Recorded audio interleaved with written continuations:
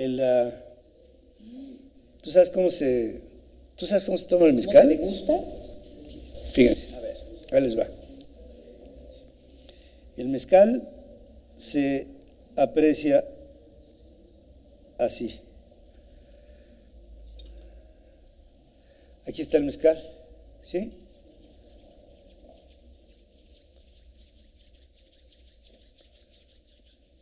Cierra los ojos.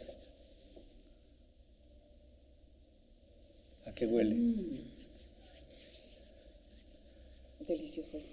¿Saben a qué huele? Huele a México, huele a tierra mexicana, huele a agave, huele a humo, huele a ceniza. El ahumado. Ese ahumado del mezcal. Entonces esto, mañana cuando amanezca voy a decir, ¿quién anda ahí? Y voy a ser yo, pero mientras tanto, ¿a poco no es una experiencia mística maravillosa? Oye, ya aprendimos algo más que tu receta secreta. Porque esto es espiritualidad. Aquí está el espíritu de la tierra mexicana. Sensacional. Y esto, la última vez que hice esto, ¿sabes en dónde lo hice? En París. ¿Hace mucho? No, hace como 6 meses, ¿no? Más o menos como 6 meses, con mi esposa y con un grupo de amigos, en el departamento de un amigo allá en el Quartier Latin, en París. Les hice este experimento y les dije, miren, ¿quieren saber a qué huele México? Y les hice esto mismo que te acabo de hacer a ti. Maravillados. Lloraban de la emoción, de sentir que estaban oliendo a lo que olía un país. A esto huele mi México. Tu México que quiere cosas diferentes. Y México que quiere cosas Oye, diferentes. don Pedro Ferriz Santa Cruz, una persona que además yo recuerdo con mucho cariño, también fue candidato. Cuéntanos esa parte. Mi jefe fue 2 veces candidato. Una vez. A ver, ¿qué años fue? ¿Corría el año de? Corría el año de 1980 y seguramente 9 o 90, 89 o 90. Y mi papá fue candidato al Senado por un partido político de muy bajo nivel, que era el Partido Cardenista de Liberación Nacional. Y mi papá fue un cardenista de hueso colorado. Mi papá fue un hombre agradecido con el país porque dijo, yo tuve una educación universitaria gracias a Lázaro Cárdenas por haber promovido a la Universidad Nacional Autónoma de México. Y mi papá estudió 3 carreras.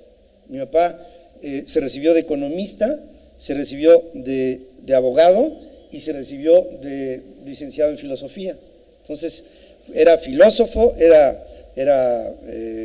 abogado y era al mismo tiempo economista. Dio clases en la bancaria comercial. Mi papá, todavía me encuentro ahí señoras que en que la fueron época sus que la alumnos. bancaria comercial era toda una institución. Sí, con el maestro Carrillo al frente, que eran tiempos gloriosos de la bancaria allá en las calles de Reforma. Aquí está el aceite de oliva. ¿Ya es la hora o todavía no?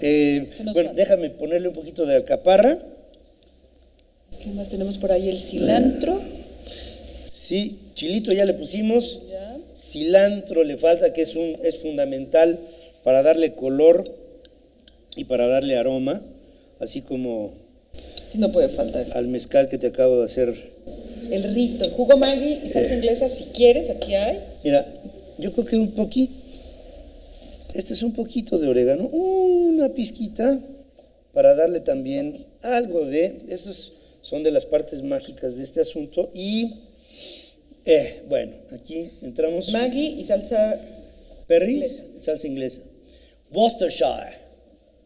Esto es también como dicen, de las de acá. de las de acá. Estilo. Sí, ¿Es aguacate? aquí también. Eso hasta el final para que no se... Oye, ingeniero civil con especialidad en matemáticas aplicadas. ¿Es correcto? ¿Por qué ingeniero civil? Esa parte de mi historia tiene mucho que ver también con mi padre. Mi padre nunca tuvo el deseo de que yo siguiera sus pasos. Digo, tienes que estudiar otra cosa, pero... Me dijo, nunca segundas partes fueron buenas. Si a mí me tocó ser un hombre exitoso en los medios de comunicación, tú forzosamente no tienes por qué serlo.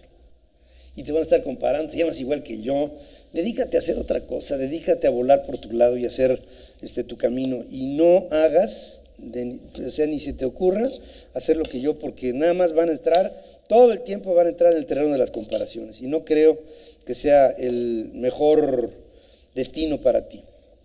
Entonces, Ahora sí el aceite. ahora sí el aceite. Y entonces me dijo, ¿qué te gusta hacer? Dije, pues, me gusta diseñar, me gusta hacer trazos, me gusta hacer perfiles de edificios, me gusta hacer casas, me gusta diseñar. Debes tener bonita letra. Pues, Ahorita la veo. y entonces, le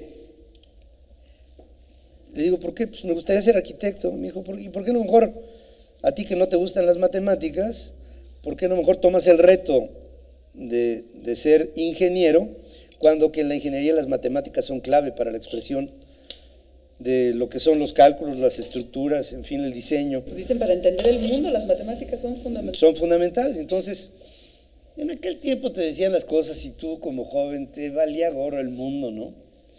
Y dije, pues tienes razón, papá, tienes razón. Entonces me metí a estudiar. Bueno, ¿sabes cómo me metí a estudiar ingeniería? Llegué y estaban formados en diferentes filas ahí parados para las diferentes carreras.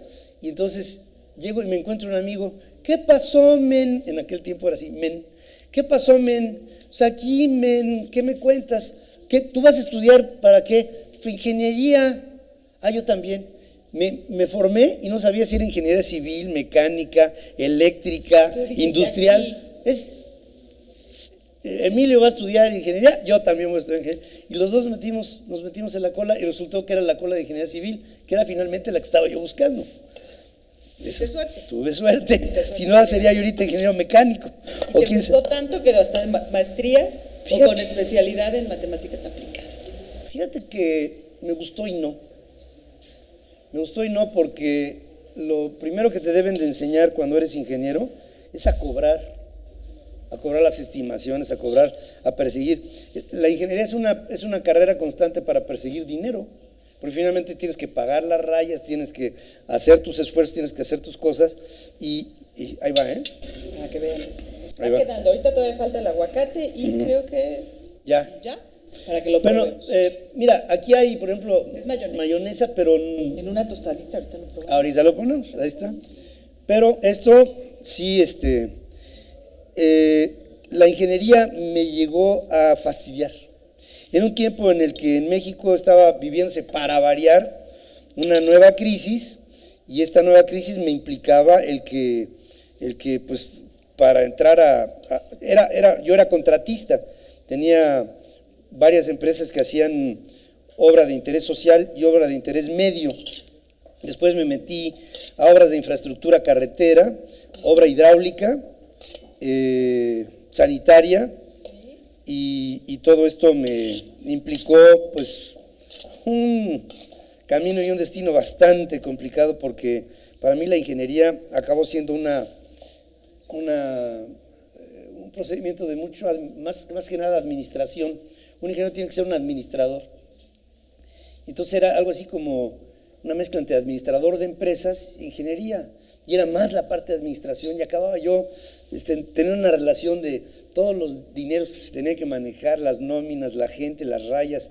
¿Esa parte no te gustó? Esa parte, si bien me divertía, por ejemplo, en alguna época de mi vida fui socio, para hacer unos condominios, de Cantinflas.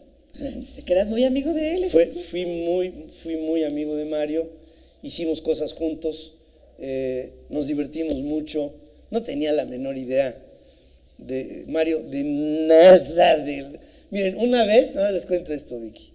Una vez hubo un sismo en México en 1957, cuando se cayó el Ángel de la Independencia. Yo era un niño, pero Mario ya era un hombre hecho y derecho, ya había tenido éxito en su vida, y me cuentan que se cayó un edificio que tenía Mario allá en Avenida Insurgentes, enfrente de una zona por donde estaba Sears y Woolworths, que era una zona muy comercial en la Ciudad de México de aquellos tiempos, y se cayó el edificio de Rioma, que era el edificio de él, que era Mario.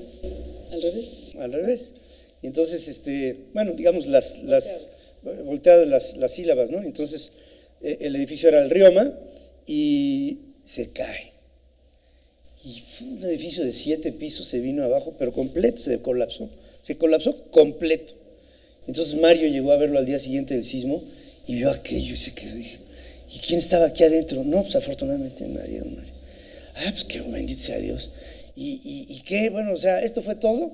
Pues como que todo pues, se cayó. Ya no hay nada. Ya no hay nada. Dice, ¿cómo que no hay nada? Lo único que se perdió fue la mano de obra, porque el material ahí está todo, dijo. A trabajar. Lo volvió a hacer igualito. El mismo proyecto. Costado, ¿eh? A Mario, pero lo que todo menos le esto interesa. te permitió también convivir con personalidades como la doña. La doña. Para ti la doña. La doña era para mí fue una de las primeras mujeres en México que tuvo una proyección internacional importante. La doña era un personaje en México y en Nueva York y en París y en Madrid y en donde se pusiera. La doña era un mito, era el que llegara a un restaurante era un evento, ¿no? Todo el mundo volteaba. Todo el mundo volteaba y le pedían a los meseros que tuvieran discreción con la doña, que no la perturbaran, que nada más cuando ella los llamara la atendieran, o sea, era una diva. Era difícil. ¿Qué te llamaba la atención físicamente de ella? Sus manos, otros dicen el porte, su masculinidad. Esa forma de retar a la cámara y fumar un puro, pues no, en aquella época era un reto, ¿no? Eso lo tenía la doña, lo tenía Frida Kahlo. Frida Kahlo era, aquí entre nos era marimacha. Masculina. Era muy masculina. Gente así, Pita Amor, eran gente de esa época, que eran mujeres que se salían del cartabón de lo que era la mujer en México. La mujer en México era sumisa, hogareña, femenina, modosa, femenina de su casa, y estas mujeres no, estas mujeres eran de ir a los toros y llamar la atención y retar a los hombres, y era tremendo. La doña era una mujer espectacular, como lo era Emilio el Indio Fernández, que era un hombre que era flemático, era bipolar. O el galán de galán, ¿saben quién era el galán de galanes de galanes? Pedro Infante. ¿También te tocó? Pedro Infante me tocó, pues yo de chavo, pero era, para mí Pedro era un emblema. Pedro Vargas, eran gente, Agustín Lara, eran gente que a mí no me tocaban como época por mi edad, pero que al ser mi padre un hombre que estaba imbuido en los medios y pues era un personaje de los medios de comunicación en aquel tiempo, pues era santo de mi papá, llegaban los Panchos a tocar. Los tríos. Me encantan los a tríos. Ver, ¿tu canción preferida de Agustín Lara? Mujer divina. Sí, esas, claro. ¿Por eso te gusta cantar? Me gusta. Tienes un disco. Sí. Y ahorita vamos a fondear la entrevista con una parte de mi disco. De tu disco. Ese disco lo hice con un primo mío que por cierto ya se fue y que quise muchísimo y que era un personaje que me acompañó en mi vida, maravilloso. Y con él hice un disco de música de big bands y lo fondeamos juntos y lo sacamos adelante, nos divertimos muchísimo.